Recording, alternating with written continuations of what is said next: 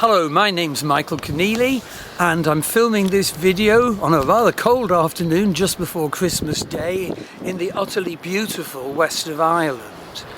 And this is about the Saturn Pluto conjunction of 2020. It's part of a 7-part video series that accompanies our January 2020 Astrology and Healing newsletter. And understanding the Saturn-Pluto conjunction and managing it in the way that's right for your life is utterly crucial. It's as simple as that. So I want to explain that all through 2019 there's been massive number of planets in Vedic Sagittarius, and 2 of them, Saturn plus Ketu, the south node of the moon, who were in the same degree fairly recently, are an energy of utter tension, utter pressure, and many people have felt this tension and pressure during 2019. So Saturn, one half of the issue, is about our blocks, structure, negatively is about our blocks and structure. Positively, it's about patience, endurance, duty, and the healing of karma. But negatively, we so often erect a prison round our perception of who we are and what life's about for us. But the other half of the story is Ketu, the south node of the moon. And Ketu's energy is iconoclastic and aggressive, and he's been smashing away at the walls of each person's Saturn prison. Now, in my case, Vedic Sagittarius is my 6th house of health, healing and work and service and so forth. And indeed, I was quite ill for a long time, but wonderfully have had magnificent healing from the local healers community here, and I'm now well. But there's so many people I know who have actually become ill as a result of the unremitting tension and pressure.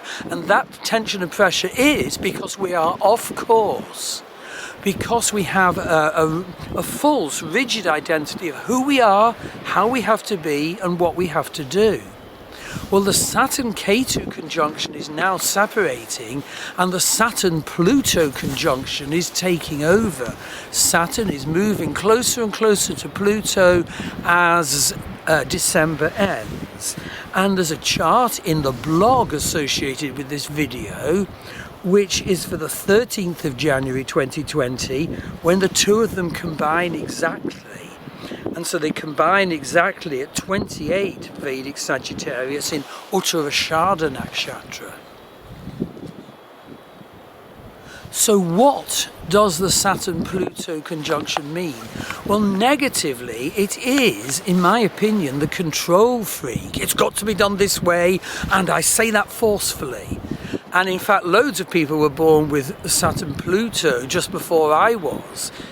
I escaped it. Okay, I had other difficulties. But seriously, there's a positive side to Saturn-Pluto. And this is my own unique offering to the world. I see Saturn, one of Saturn's manifestations, as structure. And I see Pluto as huge inspiration energy, the energy of the divine, which so often manifests in a death and rebirth experience, such as Pluto, Persephone, journey to the underworld, such as great goddess Ishtar or Inanna, her descent into the underworld to be reborn. And so the combination of the 2 is structure plus lightning burst transformation energy, and I see it as a holy grail.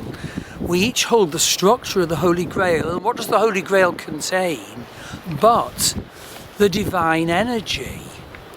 And in fact, I believe we have to identify the strategy to get our way out of our prison, the prison of how we do our job or define ourselves or whatever it is, to the correct way of perceiving ourselves and the correct way of behaving and functioning.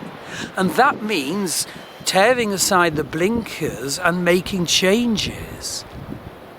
Now, very often I am finding that we actually have to do a journey into the underworld ourselves because we are so loaded down by all the baggage and wounds and secrets and hurts that we cannot contact the divine light that ever offers itself. You know, through the light of the divine that comes first of all to our crown chakra, Ketha. And so you can indeed enroll for an online, personal face-to-face journey into the abyss. And so in other words, you go down and down into the abyss with Leah Cruz or myself, and there you meet Pluto as keeper of the abyss, and you see all your chains and the heavy weights, the darkness and the hurts, the guilts. And you know that they are holding you down from in fact rising to be able to contact the divine energy that is always offered. And so you dialogue with the keeper of the abyss and you hand into his keeping these hurts, baggage, darknesses and chains and blocks. And you name them silently or voice them.